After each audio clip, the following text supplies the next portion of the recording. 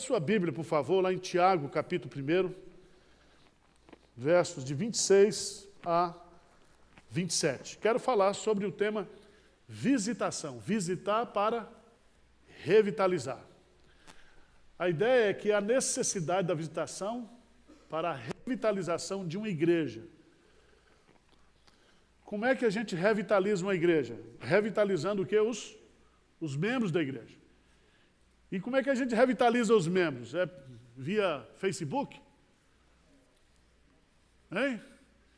É através da visitação pastoral e pessoal. E esse é um grande desafio que a gente tem como igreja em São Paulo, porque nós temos as necessidades que precisam ser satisfeitas, mas ao mesmo tempo nós temos as dificuldades. E às vezes a gente usa as dificuldades, os argumentos das dificuldades, para não fazer aquilo que é necessário. E aqui, meus amados irmãos, eu me coloco, né, porque quando eu cheguei em Pinheiros em 1996, eu passei praticamente um ano visitando todos os dias as famílias da igreja, as pessoas que chegavam. A igreja foi crescendo e hoje eu sou mais um executivo da fé do que um pastor mesmo, porque as demandas são tremendas. E nós precisamos criar na igreja, ou implementar na igreja, o ministério de visitação. Porque todo mundo gosta de ser visitado. E todo mundo precisa ser visitado. Né? E a minha situação é muito complicada, porque eu sei disso, tenho que fazer isso, mas não tem tempo. E eu me lembro que as primeiras famílias que ficaram aqui na igreja, elas ficaram por causa da visitação o quê? Do pastor. E às vezes não tem que mandar presbítero, não tem que mandar seminarista, tem que ser um pastor. É? Não, nós queremos um pastor aqui. Só que eu ainda não recebi de Deus o dom da onipresença, mas eu pretendo ter. Mas se a gente reconhecer isso, e se a gente trabalhar isso como igreja, nós já estamos no bom caminho. Vamos ver lá, Tiago, capítulo 1, a partir do versículo 26, o que que diz aí? Se alguém supõe ser religioso, deixando de refrear a língua, antes enganando o próprio coração, a sua religião é vã. Esse negócio de dizer de ser que é religioso, que é crente, mas ter a língua solta, certo? E às vezes você vai visitar uma pessoa, a pessoa fala tanto. Às vezes eu vou visitar membro de igreja aqui, ele sabe mais da igreja do que eu. Eu sou igual o marido traído, sou o último a saber. Todo mundo está sabendo, eu não sei. Né? E às vezes você vai fazer uma visita, ou às vezes você está no grupo de pastoreio, ao invés de vocês ler a Bíblia e orar, vocês começam o quê? Fuxicar. Fofocar.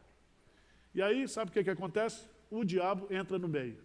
E aí o bicho pega. Então, preste atenção. A verdadeira religião, a verdadeira religiosidade, religioso aqui não é no sentido pejorativo. E ele vai colocar no versículo 27. Lê comigo aí, o que que diz? A religião pura para com o nosso Deus e Pai é esta: visitar os órfãos e a viúva nas suas tribulações e a si mesmo guardar-se incontaminado do mundo. Então aqui tem três características nesses dois versículos da fé verdadeira, da religião verdadeira. Qual é a primeira? Controle da língua. Segunda característica, visitar as pessoas o quê? Necessitadas nas suas tribulações. Terceira característica, uma vida de santificação.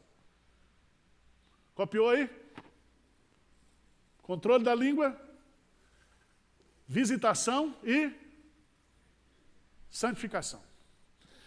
Então vamos lá. Por que que igrejas locais morrem?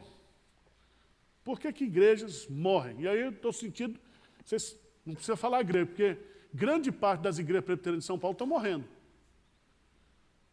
Primeiro por causa dos pastores e dos presbíteros. Os pastores, eles são tudo menos pastor. Eles são professor do Mackenzie, professor disso, professor daquilo, advogado, não sei o quê. E aí o ministério para ele é um bico. E aí tem uns presbíteros também que não gostam de trabalhar, estão lá também. Aí faz de conta que o senhor pastoreia, faz de conta que nós somos presbíteros, faz de conta que a gente dá um salário, e a igreja o quê? Vai para o beleléu. As igrejas de São Paulo estão morrendo por causa da liderança. Falta de pastoreio. Falta de pastoreio. E, meus amados irmãos, é uma tentação. Porque você está aqui, às vezes você tem uma boa formação, aí vem um convite para você ser professor da universidade. Aquilo, você não vai ter encrenca aqui, você foge mesmo. Porque ser pastor tem que ter vocação, tem que aguentar o barco. Não é para todo mundo, não, é para quem Deus chama. Mas vocês observam isso aí. E eu tenho trabalhado aqui com pastores, com igrejas estão morrendo, as igrejas estão morrendo em São Paulo. Igrejas que eram grandes do passado, hoje estão minguando. E o problema é liderança espiritual. Cuidado pastoral. Albrecht Malford diz que cada igreja tem o seu ciclo natural de vida. Nasce, cresce, chega ao ápice, declina aí e morre. Graças a Deus nós já estamos com 112 anos. Às vezes há uma senilidade assim temporária, mas estamos firmes. Graças a Deus nós estamos no ciclo ali, acho que nós estamos crescendo. Depois vamos chegar ao ápice e morrer, acho que se morrer para nós vai ser ir para a glória. Mark Brunson e Kenner, ele diz, igrejas morrem por causa de doenças, o quê? Espirituais. E aí vai usar toda a linguagem médica do Instituto Médico Legal. É necessário que façamos a autópsia das igrejas que já morreram e a biópsia daquelas que estão o quê? Morrendo. Nós vamos aprender a olhar para as igrejas que estão morrendo. E a gente observa uma outra característica de igrejas que estão morrendo, são aquelas igrejas que não estão comprometidas com a obra missionária. Sabe as igrejas clubões? Tem de tudo, mas só não tem missão. São as igrejas que oferecem divertimento para os membros, oferecem um monte de coisa, pizza, churrasco, não sei o quê, mas não oferece o quê? A oportunidade do sujeito trabalhar como missionário. Diagnosticar as causas que levam à morte de uma igreja não é uma tarefa tão simples. Se você ler lá Apocalipse, capítulo 2 e 3, Jesus Cristo vai dizer para o anjo da igreja, que a turma diz que é o pastor, eu não sei se é o pastor, mas diz lá, o anjo da igreja que está em Filadélfia. Conheço as tuas... Ele vai repetir isso. Porque do ponto de vista de diagnóstico perfeito, só Jesus conhece. Só Jesus conhece a situação espiritual da igreja de Pinheiros. Quem está em pecado, quem não está, quem é crente, quem não é crente, quem está aqui com a motivação certa, quem é que não está. Só Jesus. Só Ele conhece. E o interessante é que ele vai dizer, pelo menos para 5 igrejas dessas, uma frase muito simples. Ele diz, arrepende-te, arrepende-te, arrepende-te. Por isso que nós estamos, irmãos, eu queria que você colocasse na sua agenda aí, mas colocar na agenda, é colocar na agenda mesmo como prioridade. De 17 a 20 de fevereiro, nós teremos aqui na igreja uma conferência de avivamento espiritual. Você diz, pastor, eu estou trabalhando. Não, você não está trabalhando. Se é prioridade, você pede férias nesses 3 dias. Se fosse para pescar, você ia. Tem cara que gira 1 semana para ir pescar. Estou falando se você quer tratar do seu coração, da sua alma. Nós teremos aqui 3 dias de oração, exposição da palavra, leitura bíblica e louvor. Começa no domingo à noite com o pastor coreano, que vai trazer uma mensagem poderosa para nós aqui. Depois, na segunda, terça e quarta, durante os 3 expedientes, nós teremos aqui 3 dias de oração, leitura bíblica. O pastor Augusto estará conosco, Nicodemos, o pastor Paulo Júnior, o pastor Hernandes e nós, né, na fita. Então, se você quiser fazer um spa espiritual de 3 dias, coloque isso na sua agenda. A gente não vai oferecer nem comida, vai dar 2 horas de intervalo, Porque se o cara quiser fazer jejum, ele jejum aqui, já fica aqui. Senão ele vai para o shopping aí comer alguma coisa. Nós vamos ter esses 3 dias antes do carnaval, tá? Porque geralmente a turma vem para a igreja na quarta-feira de cinza, para botar cinza na cabeça. Nós vamos fazer um avivamento antes, para você não ir para o carnaval. Porque o ano passado eu fiquei sabendo que teve membro de igreja aqui que foi para o carnaval de rua de São Paulo. Então vamos ver se o Espírito Santo trabalha na vida dele para ele não ir. Tá bom? Diagnóstico pessoal. A ausência de cuidado pastoral é uma das causas identificáveis na morte de muitas igrejas hoje. Veja bem, eu estou chamando para mim, tá? Aqui eu não fico fazendo sermão de descarrego, né? Se não tiver cuidado pastoral, a igreja o quê? Morre. E como é que a gente vai cuidar pastoralmente? Aí vem essa questão que nós estamos treinando gente para cuidar de gente. Ministério de aconselhamento, ministério de discipulado, grupos de pastoreio. Tá certo? Aquilo que Moisés fez, lembra? O conselho que Moisés recebeu olha, vamos dividir para todo mundo. As broncas maiores você toma conta, as outras você divide com a turma. Nós temos que cuidar das pessoas. Temos que cuidar. Então esse é um ponto. Principal, está passando muito rápido, meu irmão. Pronto. Volta agora. Estou chamando isso aqui porque Jesus coloca isso. Nós vamos aprender essa teologia da visitação aí. Vamos lá, vamos adiante. Volta aí, desculpa. Vocês concordam com isso ou não? Hein, gente? Vocês acham que uma igreja morre porque falta cuidado pastoral ou não?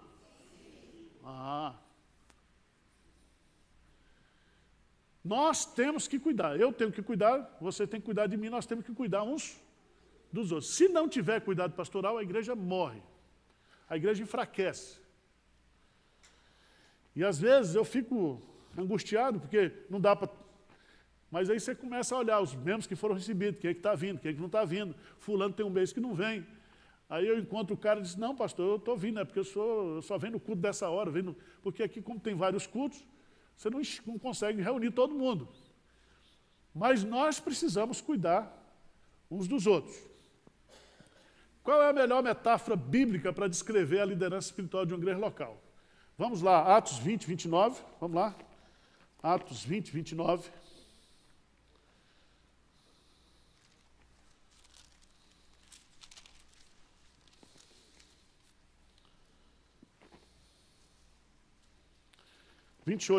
Atos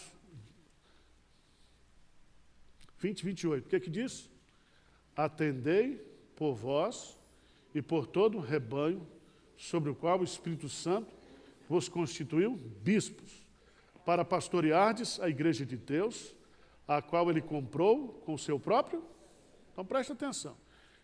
Paulo está falando aqui agora com os presbíteros, porque no sistema presbiteriano, presbítero também é pastor. E presbítero também, para ser presbítero, ele tem que ter o quê? O chamado, a vocação. Vocês precisam eleger os presbíteros, eleger presbíteros pastores.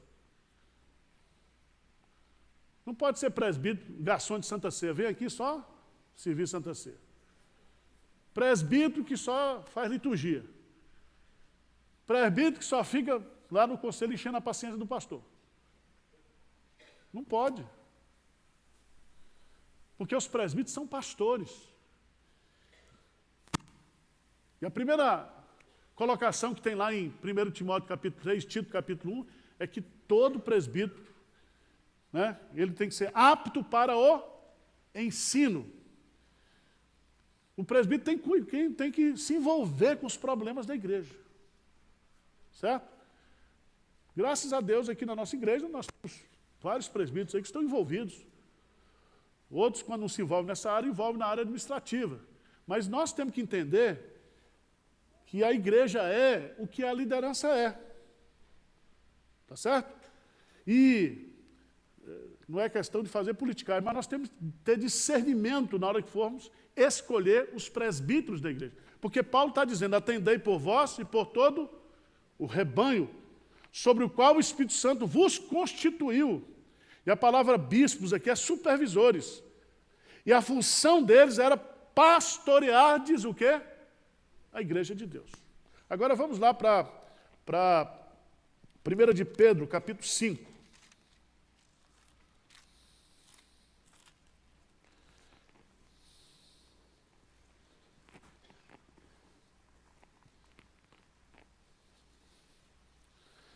Versículo 1 em diante diz assim: rogo-vos, pois, aos presbíteros que há entre vós, eu presbítero como eles. Então você vê aqui que Pedro, ele não era pentecostal, não era da Assembleia de Deus, ele não era batista, ele era o quê? Presbiteriano. Desculpe dizer isso para vocês, mas ele diz: eu, presbítero. Certo? Então, Paulo já era presbiteriano, não vai sobrar nada para os batistas, só João Batista. Vai ficar tudo aqui na presbiteriana, né? E ele diz aqui, presbíteros como vós, não sou papa, não sou apóstolo, aqui a ênfase dele é que eu sou o quê? Presbítero. E ele vai colocar aqui, e testemunha dos sofrimentos de Cristo, ainda co-participantes da glória que há de ser revelada. Versículo 2, pastoreai o rebanho de Deus, que há o quê? Entre vós. Preste atenção que essa palavra entre vós é muito importante, porque o presbítero não está acima do rebanho. Ele também é ovelha, ele está dentro ali, nós aqui. Certo? O fato de eu ser presbítero, pastor, isso não quer dizer que eu estou acima de vocês, também não estou abaixo. Nós estamos o quê? Entre. O rebanho está aqui, nós temos que cuidar uns dos outros. E o texto é bastante claro aqui. Não por constrangimento, mas espontaneamente. Como Deus quer. Nem por sórdida ganância, mas de boa vontade. Nem como dominadores dos que foram o quê? Confiados, antes tornando-vos dele do rebanho. Na igreja presbiteriana tem muito presbítero que acha que é dono da igreja. Que domina. Certo? Presbítero diz, não, aqui quem manda sou eu. Esses pastorzinhos aqui rodam, mas eu fico aqui. Quem manda é a minha família. Nós plantamos essa igreja. Ele está fora completamente do que está aqui. Nós não estamos aqui para dominar as pessoas. Nós não estamos aqui para usar as pessoas, e ele usa a expressão sórdida ganância. Nós não estamos aqui para tirar os bens das ovelhas do rebanho. Nós estamos aqui para pastorear, para cuidar. Aí você quer entender o que é pastorear? Lê o Salmo 23. Porque Jesus ali, ele é o nosso pastor. E aí ele nos conduz, ele nos alimenta, nos refrigera, ele nos ensina, ele está com a gente nos momentos mais difíceis. É isso que é ser pastorear. Às vezes, irmãos, eu já vivi dramas de famílias aqui, que o pastor não tem para falar nada. Só tem que estar junto. Chorando ali, conversando. Porque tem situações que a teologia não explica. E as pessoas não querem teologia. Eles querem o quê? Carinho. Abraço. Solidariedade. É isso que as pessoas querem. Você lembra aquela história que o pastor Hernandes contou? De uma irmã que ligou para ele dizendo que ia mudar de igreja. Vou sair dessa igreja, porque tem uma igreja perto aqui da minha casa, não sei o quê. Aí o príncipe entrou com a carga toda, né? Chegou assim, não, minha irmã, a senhora é preciosa demais para nós. Aí falou. A mulher disse, pastor, eu não estava querendo sair não, só queria ouvir isso que o senhor disse para mim agora. Né? E a outra que ia para a igreja, o único abraço que ela recebia durante a semana era o abraço do pastor, ali na saída. Por isso que tem umas irmãs aí que não me abraçam, não, dá um chavão de pescoço. Eu fico pensando, será que é o único chavão que ela recebe? Então a gente tem que entender que nós somos pessoas o quê? Carentes. Somos carentes. Às vezes você vem para a igreja no pó. E ao invés de ouvir uma palavra de encorajamento, você ouve uma crítica, você ouve uma palavra maldita, mal colocada. Não é isso, gente? Quem já passou por isso aqui, levanta a mão. Tá bom. Vocês são tudo normais. Vamos lá. Vamos adiante. Cabe ao pastor e aos presbíteros a tarefa de cuidar do rebanho, dando-lhe alimentação adequada, proteção espiritual, direção segura. Para fazer isso, os líderes precisam o quê? visitar as ovelhas e conhecer as suas necessidades. Uma irmã lá de Carapicuíba diz, pastor Arival, o meu pastor, ele é invisível durante a semana e incompreensível no domingo. Durante a semana ninguém vê o pastor, porque está no gabinete, está não sei aonde, está não sei aonde. E domingo, quando ele prega, ninguém compreende, porque ele está pregando coisa que não é a nossa, o quê? Realidade, ele está falando da cosmovisão reformada, do não sei o quê, do supralapsorianismo, e nós estamos aqui com problema de pagar conta, de filho drogado, de luta que a gente tem, nós precisamos de alimento. Ninguém entende o como disso. Irmãos, nós temos hoje, nas igrejas presbiterianas, vários pastores que não têm vocação pastoral. Tem vocação para professor, para advogado, não tem coração de pastor. Não estou dizendo que eu sou bom, que eu não... Entenda aí, por favor, tá certo? Eu só estou aqui falando para vocês que o que vocês precisam, o que nós precisamos, é sermos o quê? Pastoreados. Toda ovelha precisa de pastor. É desse jeito. Aí o que acontece? Tem umas ovelhas que estão pulando a cerca, indo para outra. Por que está pulando a cerca? No sentido, não é aquele sentido que você está pensando, não, é o sentido bom. Porque ele quer ir onde ele é recebido, é cuidado, tem um pasto verdezinho, tem uma água fria para ele tomar. Ele quer isso. Então, Provérbios 27, 23, lê para mim ali, o que diz? Procura conhecer o estado das tuas ovelhas e cuida dos teus rebanhos. Isto posto, vamos adiante. O ponto de partida do pastoreio eficaz é a visitação. O trabalho de visitação deve ser visto como uma mordomia. O que significa isso? Nós vamos prestar contas das ovelhas que Deus colocou para a gente cuidar. Vê o que diz ali, Hebreus 13, 17. Lê para mim ali, por favor. Obedecei aos vossos guias e sede submissos para com eles, pois velam como quem deve, para que façam isso com alegria e não gemendo, porque isso não aproveita a vós outros. Então, preste atenção que aí fala que é para a ovelha ter consideração com o pastor, para o pastor não fazer a coisa gemendo, porque o pastor vai o quê? Prestar contas. Por isso que de vez em quando eu falo, estou livre do sangue de vocês. Pronto. Paulo usava essa expressão, Atalaia falava isso também. Avisou do erro, avisou do problema, estou livre do sangue de vocês. E o problema, irmãos, é que entre as ovelhas tem muito bode. Sabia disso? Porque ovelha dá um trabalho, mas é um trabalho abençoador. Mas bode não, bode só dá chifrada. Bode só reclama. O bode, ele quer o pastor para ele 24 horas. Não, como se fosse assim, delivery. Tocou, chegou lá. E ele muitas vezes não entende que existe a necessidade do rebanho. Do rebanho. Às vezes você está numa crise, mas essa crisezinha sua é enxaqueca. Tem outro que está morrendo de câncer lá no hospital, tem que ir lá. Eu tenho que deixar você aqui, para ir lá atender o outro. Às vezes você sai de uma UTI e vai para um aniversário. Chega lá é aquela festa. A gente vive situações das mais dramáticas da vida da igreja e vocês precisam orar por nós, certo? Ser submisso. E aqui eu digo, não é uma submissão servil, pelo contrário, é a submissão no sentido de seguir a orientação pastoral com amor e com consideração, com respeito, com amizade. Graças a Deus, nesses 22 anos aqui em Pinheiros, eu tenho boa amizade com os presbíteros. Graças a Deus, não temos problema grave de briga, dessas coisas, pelo contrário. E eu acho que a igreja tem que ser isso, tem que ser uma família. Nós temos que ter a liberdade de dizer a verdade. Meu irmão, assim não dá. Temos que falar a verdade uns com os outros. Os líderes prestarão contas ao Supremo Pastor das ovelhas que lhe foram dadas para pastorear. Só das ovelhas, dos bodes não. Vamos lá. Qual é a nossa proposta? Então, vamos lá.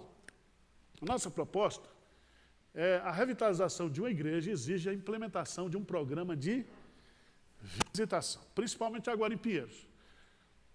Ultrapassamos aqui na sede a casa dos 2.000 membros. Certo? E eu não tenho condições de cuidar. Eu tenho que estar aqui todo dia dando expediente, atendendo os problemas de aconselhamento, problema de congregação, problema de tudo. Aí eu tenho que visitar somente os casos assim, mais periclitantes. E tem casos periclitantes que eu não sou especialista. Eu mando para eledivação, mando aí para um advogado. Se for caso de polícia, para o delegado. Aí a gente vai. Tem casos que não é espiritual, é depressão, vai para psiquiatra. Então a gente faz aqui a triagem para cuidar das pessoas. O que você precisa entender é que nós precisamos cuidar uns dos outros. E aí nós temos que ter objetividade nisso. O objetivo desse estudo é motivar a liderança a realizar um programa de visitação para a igreja com o propósito de restaurá-la o quê? Espiritualmente. Vamos pegar aqui. Ministério de Música. Ou o coral, Lourdes. Certo? Vocês poderiam criar no coral um grupinho que vai visitar a turma. Já me ajudaria. Ministério de Casais. Ministério de Casais. Né? Ter uma equipe ali para fazer visitação. Nós temos hoje uma central da visitação, que é controlada pelo Salim, agora o presbítero Salim. Então, você que é líder de grupo de pastoreio, você visita seu grupo, aí manda um relatóriozinho. Quando a bucha é quente, aí fala com o pastor que está acontecendo isso. Aí o pastor vai lá. Certo? Mas nós temos que envolver toda a liderança da igreja. O pastor, ele tem que visitar. Os presbíteros precisam visitar. Mas não dá. Tem casos aqui que a pessoa adoece, depois melhora, aí liga para mim, pastor, eu tive doente, o senhor nem foi me visitar. Eu falei, meu irmão, eu nem sabia, eu pensei que você tinha morrido. Eu nem vi você. Porque do jeito que vem, vai, como diz o Milton, né? Tem coisa aqui que não dá, eu não sei, eu não tenho ainda, né? Avisa. Veja qual é o caso, olha, está com um irmão doente aqui, vamos lá, você é líder do grupo lá, tem um problema na família, vai lá. Vai lá. Eu quero trabalhar com vocês rapidamente, vamos lá. O que significa visitação? Vamos pegar a teologia bíblica da visitação. Visitação é o ato ou o efeito de visitar. Não disse nada, mas está bom, para explicar. Então vamos lá. No hebraico, visitar, a palavra pakad, significa o quê? Significa prestar atenção, lembrar, observar, procurar com a intenção de fazer o quê? Algo. Vamos lá para o Salmo de número 8, por favor. Salmo 8, versículo 4. Vamos pegar essa palavra no hebraico. Sabe quem é o pai da visitação? Quem foi que inventou o ministério de visitação? Deus. Ele é o pai. O que ele fazia com Adão todos os dias? Diz que ele ia visitá-lo todos os dias. Você vai descobrir que a maior expressão da visitação, e aí você vai encontrar nos evangélicos, que Deus visitou o seu povo através de Jesus Cristo.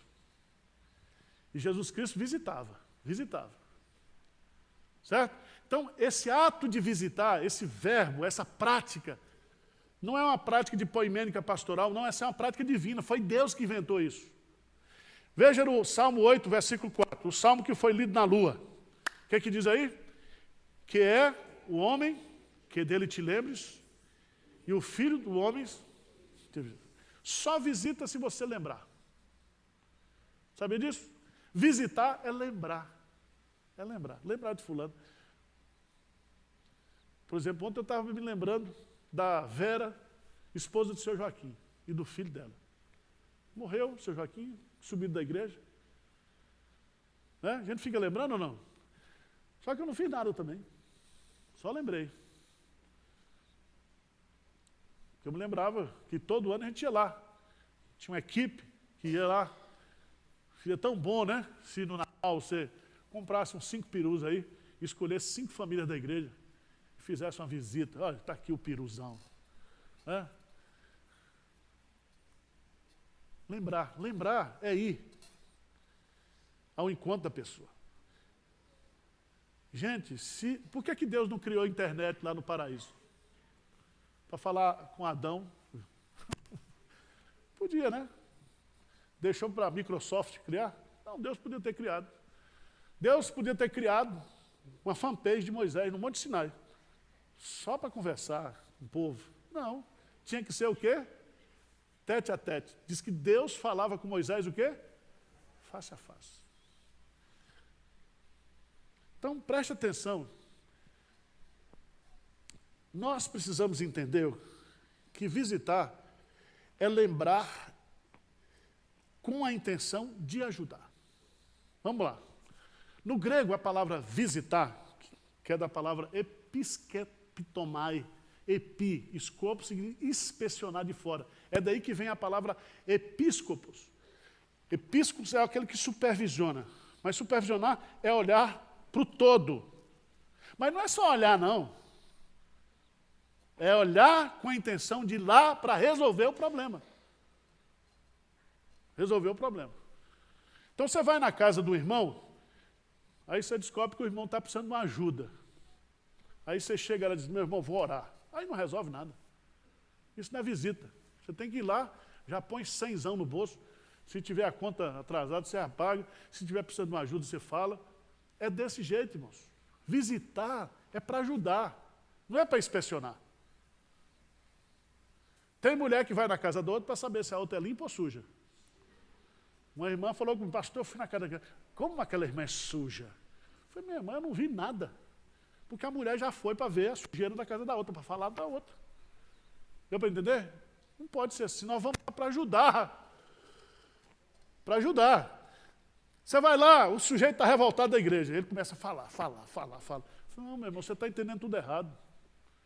Agora, se você faz coro com um cara, aí chega, essa igreja não presta mesmo, não. Nós temos que trocar o pastor, os presbíteros, aí vira um inferno. Você não está ajudando. Quando Deus visita o seu povo, todas as ações de visitação de Deus são para abençoar. Está lá em Gênesis, Deus visitou a Sara. E quando ele visita Sara, Sara engravida de Isaac. Ele visitou o seu povo. Então preste atenção que isso é muito importante. Vamos ler aqui alguns textos. Lucas capítulo 1, 68 e 78. Vamos, doutor Lucas, que ele é bem específico. Lucas 1, 68 e 78. Quem quiser esse estudo, depois vai ficar disponível ali. Você copia, manda pedir por internet, melhora e prega. Lucas, capítulo 1. Veja que coisa maravilhosa. 68. O que é que diz aí? Bendito seja o Senhor, Deus de Israel, porque visitou e redimiu o quê? Visitou para o quê? Redimir. Visitou para abençoar, visitou para ajudar, visitou para fazer o bem. Foi lá, viu, sentiu e ajudou. É interessante você observar o que está também no 78. O que é que diz lá, 78? Graças à entranhável misericórdia do nosso Deus, pela qual nos visitará o sol nascente das alturas, que é Jesus, para alumiar, para dirigir, né? Ele vem para o quê? Abençoar. Então é muito bom isso. Você vai visitar? Vai, mas vai lá para fazer o quê? Você tem que visitar para abençoar. Para chegar lá, ler a palavra para o irmão, dar uma palavra de encorajamento, dar uma palavra de fé, encorajar o sujeito. Se for para deixar o cara no mesmo estado, não adianta. Acontecem umas coisas assim maravilhosas, né? A gente como pastor, tinha visita que eu ia fazer, que era o jeito. Passava um dia assim, difícil. Chegava em casa, tomava um banho, jantava.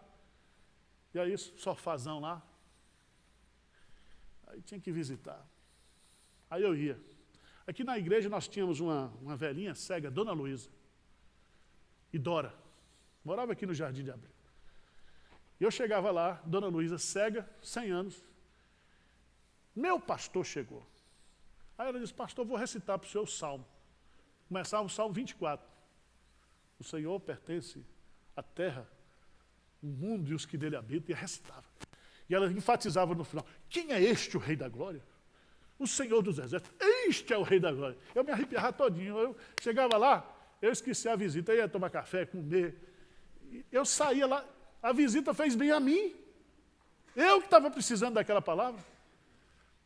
Você já notou isso?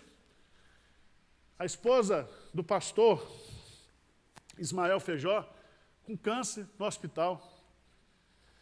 O pastor Ismael teve uma isquemia pregando, morreu, a esposa depois pegou um câncer, ela no hospital. Todo mundo ia lá visitar ela, porque saía de lá melhor do que foi. Porque ela tinha uma palavra de esperança, de amor. Irmãos, aprenda isso. Aprenda isso. Às vezes, você vai e tem que ter essa intenção de ir para abençoar, mas às vezes Deus é tão generoso que a bênção que vai e volta. É um efeito bumerangue. Tem um texto que eu acho maravilhoso também, Lucas 7,16. Lucas 7,16. O que é que diz aí? Lucas 7,16. Houve aqui a ressurreição do filho da viúva de Naim.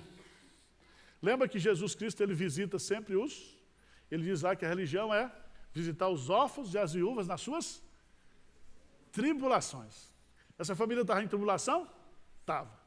A viúva, um filho único, ia enterrar o seu filho. Jesus vê e diz o texto, esse texto é muito bonito. Versículo 13, vendo-a, o Senhor se compadeceu dela. A compaixão de Jesus. E diz para a mulher, não chores. Não chores. E diz que Jesus cura o menino, levanta, ressuscita. Versículo 16, vamos ler juntos? Todos ficaram possuídos de temor e glorificavam a Deus, dizendo, grande profeta se levantou entre nós e Deus visitou o seu povo. Deus, quando visita, ele visita para abençoar, para estancar o choro, para levantar aquele que está morto, para trazer esperança para aquela família. Vamos adiante. Grave isso aí. O conceito de visitação na Bíblia reúne essas 3 ideias básicas. Primeiro, contato pessoal. Ir até a pessoa o quê? Necessitada. Não é telefonar, não é mandar e-mail, WhatsApp, tudo isso é ajuda. Mas o que a pessoa quer é a presença. Presença. Não adianta, irmãos. É desse jeito. Certo? É a presença. Deus diz, Moisés disse para Deus, se a tua presença não for o quê? Conosco.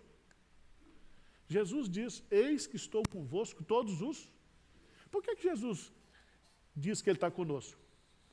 Porque nós precisamos dele. Nós precisamos da presença dele. Certo? A presença é importante. Ir até a pessoa necessitada. Segundo, exame pessoal. Olhar e conhecer as necessidades da pessoa o quê? Visitada. Então você vai lá, começa a conversar e tal, e pergunta para cá, pergunta para lá, e vai. Certo? Tem muito crente hoje que não pergunta nada, porque se perguntar, ele vai ter que ajudar, e ele, foge. Perguntou, você está encrencado. Neemias perguntou, como é que estão os meus irmãos lá em Jerusalém? Os muros estão derrubados, o povo está... Aí ele não teve jeito, não dormiu mais. Como é que você dorme, sabendo que um filho seu está passando dificuldade? Como é que você dorme se tem um irmão seu passando dificuldade? Não dá, irmãos. Não dá. Veja o que é que Tiago diz. Vamos lá para Tiago, capítulo 1.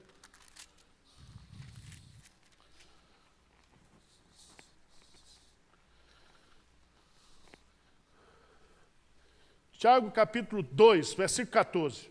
Meus irmãos, Tiago está falando para nós. Tiago capítulo 2, 14. Meus irmãos, qual é o proveito se alguém disser que tem fé, mas não tiver obras? Pode acaso semelhante fé salvá-lo? 15:16, lê comigo, o que diz? Se um irmão ou uma irmã estiverem carecidos de roupa e necessitados do alimento cotidiano, e qualquer dentre vós lhe disser, ide em paz, aquecei-vos e fartai-vos, sem contudo lhes dar o necessário para o corpo, qual é o proveito disso? Você vai visitar, o cara diz, pastor, estou numa draga danada aqui. Eu falei, meu irmão, vamos agora ali. Vamos no dia, que é mais barato. Mas vamos lá. Comprar uma coisinha, uma cesta básica. É ou não é? Quando você viaja pelo sertão, você leva dinheiro e cesta básica. Onde você parar, tem gente precisando. Tem gente necessitando. E o que acontece, meus amados irmãos, as necessidades, elas estão presentes na vida da igreja, mas elas ficam no subterrâneo. Porque as pessoas, elas têm vergonha de dizer que estão o quê? Precisando. Precisando. Certo?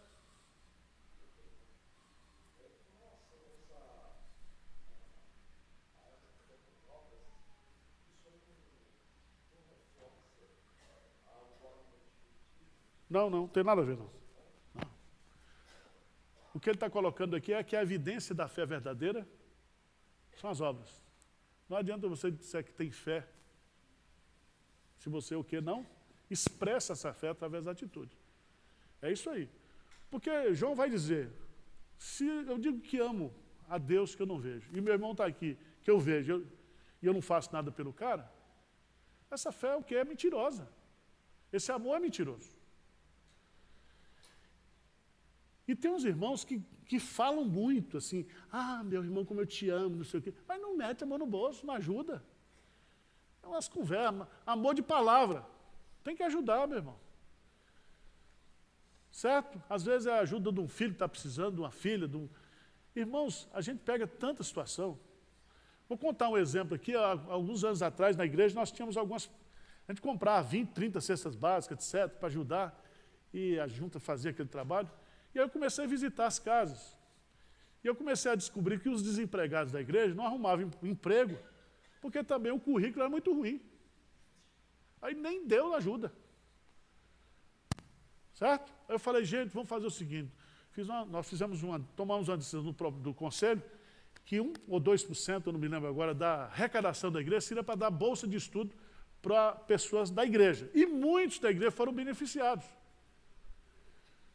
E aí você trabalhou a autoestima do sujeito, ele fez faculdade, arrumou um emprego melhor, depois foi até embora da igreja, mas tudo bem.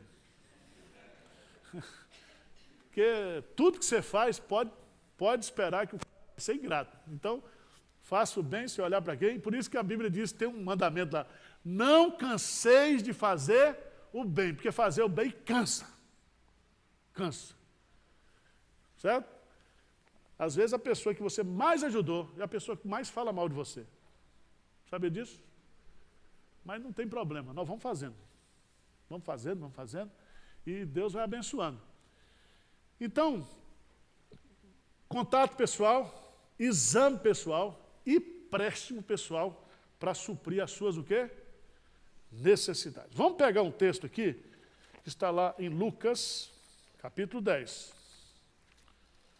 Lucas, capítulo 10.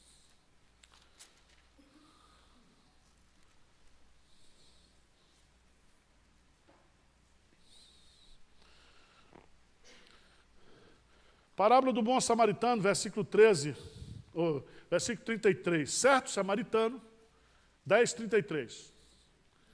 Certo samaritano que seguia o seu caminho, passou-lhe perto e vendo, compadeceu-se o quê? Dele. Mesmo sentimento, mesmo verbo que Jesus sentiu pela viúva. Compadeceu-se. E aí o que é que diz? Chegando, pensou-lhes os ferimentos. Quem foi que pensou-lhes os ferimentos? Quem foi que tratou dos ferimentos? O próprio samaritano. Aplicando os olhos, óleo e vinho. De vez em quando dava uma golada, passava a margem, dava uma golada, mas tudo bem. e colocando sobre o seu próprio o quê? Animal. O animal era o quê? Próprio. Preste atenção que Jesus está ensinando coisa importante para nós aqui. Depois diz, colocando o seu sopro, levou para uma hospedagem e tratou dele. No dia seguinte, tirou 2 denários e entregou ao hospedeiro, dizendo, cuida deste homem, e se alguma coisa gastares a mais, eu te indenizarei quando eu o quê? Voltar. O que é que Jesus está ensinando aqui? É que tem muita gente que gosta de fazer ajuda com o chapéu dos outros. Tinha uma irmã aqui na igreja que pegava cesta básica para dar para a empregada dela. Eu disse, minha irmã, está errado, a senhora paga. Que é isso? Tem muita gente, né, principalmente nesse negócio comunista aí, gosta de fazer farol com o dinheiro dos outros. O que Jesus está nos ensinando aqui é que quando a gente vai visitar, se for uma visita oficial da junta diaconal, a junta ajuda, a igreja ajuda. Os domésticos da fé, primeiro. Nós temos que cuidar das pessoas com os recursos da igreja. Mas se você vai, meu irmão, e aí o mandamento é para todo mundo, que nós temos que amar a Deus e amar o próximo como a nós mesmos. Quem é o nosso próximo? Toda pessoa que precisa de mim. E aí quando uma pessoa precisar de mim, eu faço o quê? Eu ajudo. Mas ajuda com o seu animal. Você ajuda com o seu dinheiro. Você pessoalmente esteja envolvido nesse processo. Deu para entender o negócio? Então você faz. Tem um negócio hoje que é marketing social, que a turma faz propaganda do que os outros fazem. A Bíblia fala também que a tua mão direita fizer, a tua esquerda não sai. Por favor também, não toque a trombeta em Sião. Estou fazendo. Aqui. Não é assim, meu irmão. Ajuda. Ajuda as pessoas, ajuda os necessitados, ajuda os seus irmãos. Certo? E fica calado. O teu pai que te vê em secreto te o quê? Recompensará. É uma promessa maravilhosa, é ou não é? É uma benção. Então, por favor, isso aqui não é aqueles programas do Silvio Santos de levantar ajuda, que um fica disputando, dou tanto, não sei o quê, depois não... Para que isso? Quer ajudar, ajuda, meu irmão. Copiaram isso aí? Vamos repetir. Contato pessoal, ir até a pessoa. Vamos ler junto, vamos lá, vocês estão dormindo, vamos lá. Contato pessoal, ir até a pessoa necessitada. Segundo, exame pessoal. Olhar e conhecer as necessidades da pessoa visitada. Terceiro, preste pessoal. Suprir as suas necessidades. Quando você for fazer esse exame pessoal, também você tem que ter discernimento, sabedoria. Porque tem um monte de irmão que gosta de pendurar. Começa a explorar você. Sabia disso? Crente sem vergonha. Preguiçoso. E ele não resolve o problema dele. E passa um ano. Veja bem, irmãos. Nós temos que visitar para ajudar nas suas o quê? Tribulações. Mas quando a tribulação também já virou estilo de vida, aí não dá. Não dá. O cara vive daquilo. Aí ele pega uma família da igreja esse ano, o ano que vem vai para... Tem uns aqui, eu sei que tem. Fica rodando de família em família, de grupo de pastoreio em grupo de pastoreio, pedindo as coisas, pedindo. Meu irmão, resolve a vida. E você tem que ter discernimento. Para dizer não. Para dizer essa pessoa está explorando, essa pessoa está abusando. Isso era tão sério na igreja primitiva que Paulo estabeleceu um princípio. Aquele que não trabalha, não coma. Porque a gente ajuda a pessoa desempregada a arrumar um emprego. A gente dá um empurrão no cara, ajuda numa emergência. Mas você não pode agora assumir o cara. Tá certo? Então nós temos que ter esse discernimento. Vamos adiante. Para ficar bonito, porque todo estudo tem que ter um negócio teológico. Então, 4 pontos aí para você decorar. Tá certo? Os 4 pontos teológicos. Deus é o autor da visita. Então, quando você for visitar alguém, você está fazendo algo que Jesus diz, e Paulo diz lá, sede imitadores de Deus. Quando a gente visita alguém, quando a gente vai a gente está imitando Deus. A gente está seguindo o exemplo do nosso pai. Certo? E todo pai bom, o filho também segue os exemplos bons do pai. Sede vós perfeitos, como perfeito é o vosso Pai celeste. Eu ficava encucado com esse versículo, porque eu disse, mas como é que eu vou ser perfeito como Deus? E aí um comentarista me explicou isso, eu aceitei por enquanto. Ele diz assim, no diapasão de Deus, ele é perfeito. Então, sede você perfeito dentro do seu diapasão. Procure ser o máximo. E a sua referência é o quê? É Deus. É Deus. Então, preste atenção. Nós temos todas as dificuldades para visitar em São Paulo. Temos ou não temos? Trânsito. Temos o problema dos horários das famílias, das agendas das famílias. Certo? Agora, Deus olha lá de cima, vê tudo isso e Ele não deixa de visitar a gente. Então nós temos que seguir o exemplo de Deus. Vamos visitar. Vamos visitar. Arruma brecha aí na sua agenda. Tá certo? Às vezes você não pode visitar, você chama para almoçar. Certo? Tem um restaurante aqui muito bom, um restaurante missionário chamado Jack's Lunch, aqui no Largo de Pinheiro, com 25 pau, você almoça bem. Chama um cara, um irmão seu, passa lá. Às vezes é naquele momento ali que você conversa, você ora, você compartilha. Ou chama para um café, ou chama para qualquer coisa, ou chama na sua casa. Aí você sabe. Tá certo? Se você quiser, você vai arrumar tempo e jeito. Segundo, Deus encarregou os líderes de apacentar o quê? O seu povo. Então Deus diz assim, primeiro, as responsabilidades são dos líderes. Vocês foram chamados para cuidar do rebanho de Deus. Terceiro lugar, Jesus encarnou e comissionou o quê? A visitação. Jesus saía percorrendo todas as cidades, todas as aldeias, ele se hospedava na casa das pessoas, ele ia onde as pessoas estivessem. E veja uma coisa que é importante a gente entender, está lá em Mateus capítulo 24, Mateus 25.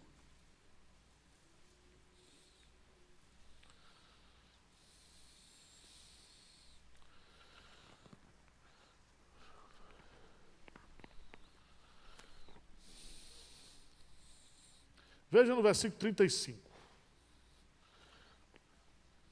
No versículo 34 diz, então dirá o rei aos que estiverem à sua direita, vinde benditos de meu Pai, entrai na posse do reino que vos está preparado, desde a fundação do mundo, porque tive fome e me deste de comer, tive sede e me deste de... Era forateiro e me hospedaste, estava nu e me vestiste, enfermo e me visitaste, preso e foste o quê? Ver. Veja bem, esse item aqui, do visitar ou não visitar, está na pauta do Supremo Tribunal para o julgamento final. E ele diz, quando vocês fizeram isso por um dos meus, vocês estavam fazendo para quem? Para mim. Você já pensou nisso? Se você for fazer uma visita, você está imitando Deus. E se você for fazer uma visita, você está indo visitar uma pessoa que Jesus disse que é como se estivesse visitando o quê? A Ele. Olha como mudou a sua cabeça, sua agenda de visita. Por isso que a religião pura e sem mácula, que Tiago coloca, é isso. E às vezes, irmãos, preste atenção, às vezes, as pessoas não estão bem, e parecem que estão bem. Certo? Aqui na igreja é um verniz danado. Mas às vezes a pessoa está vivendo uma luta lá, e está precisando de uma visita. E uma coisa que eu acho interessante, se as pessoas também dissessem, eu estou precisando de uma visita, eu quero uma visita, ajudaria muito. Certo? Porque às vezes você fica prolongando um sofrimento, uma angústia, que você não compartilhou, certo? Cuidado com quem você vai compartilhar, Porque tem também pessoas que têm o dom da língua solta. Não é? Você vai compartilhar um problema e esse irmão e essa irmã chegam na igreja e dizem, olha, eu vou compartilhar com vocês aqui, não como fofoca, mas para nós orarmos.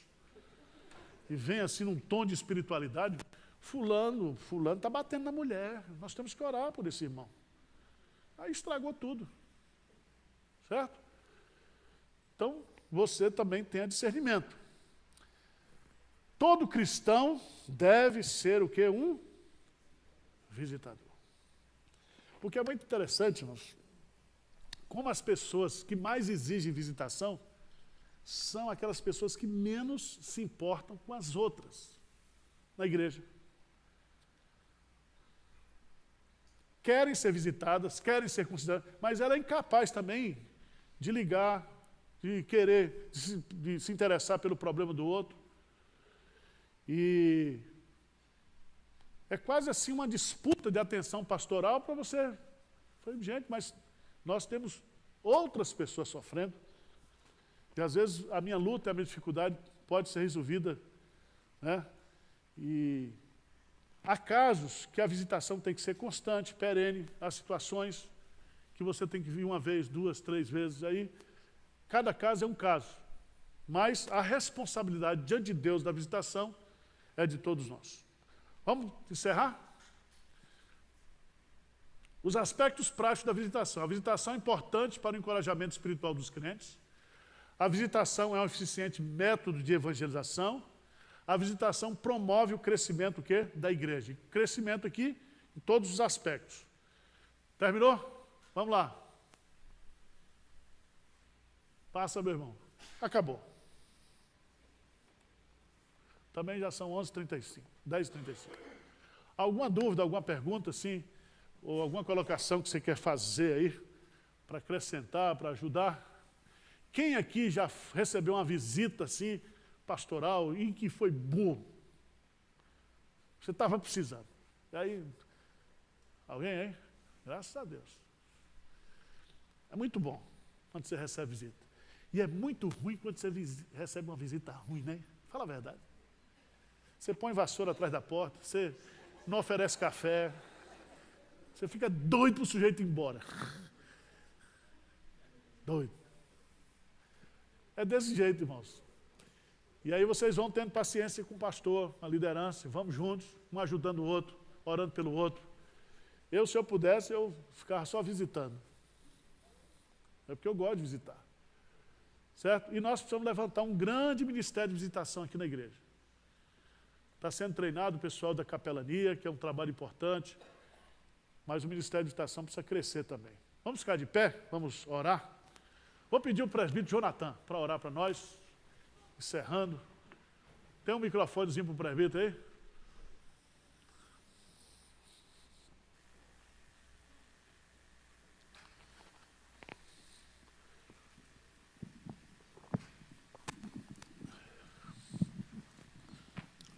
Vamos orar. Pai amado, nós estamos aqui primeiro para engrandecer teu santo nome, Senhor, porque tu és um Deus maravilhoso, tu és um Deus poderoso, Senhor. Tu és o Pai que sustenta todo o universo, que nos sustenta, Senhor. Sustenta essa igreja, Pai. Sustenta cada pessoa que aqui congrega, Pai amado. E louvamos teu santo nome por isso, Pai amado. Agradecemos ainda, Senhor, pelo ensinamento que nós tivemos hoje de manhã, Senhor. Agradecemos ao Pai Santo porque nós temos a possibilidade de estudar esses assuntos nessa igreja, nesse país. Pedimos, Senhor, que tu possas estar nos abençoando ainda neste dia, nos guardando, Pai, nos orientando, abençoando o culto que vai começar às 11 da manhã, Senhor. Que todas as orações, os cânticos sejam agradáveis a Ti, Senhor. Que Tu possas estar trazendo outra mensagem para o Teu povo, Pai. E nos abençoando, Pai Santo, através dessa mensagem. Agradecemos por tudo isso, Pai amado, em nome santo do Senhor Jesus Cristo, nosso Senhor, nosso Salvador. Amém. Encerrado, irmãos. Muito obrigado.